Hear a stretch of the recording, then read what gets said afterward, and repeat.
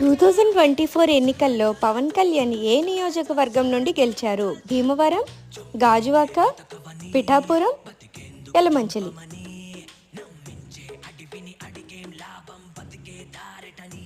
Pithapuram.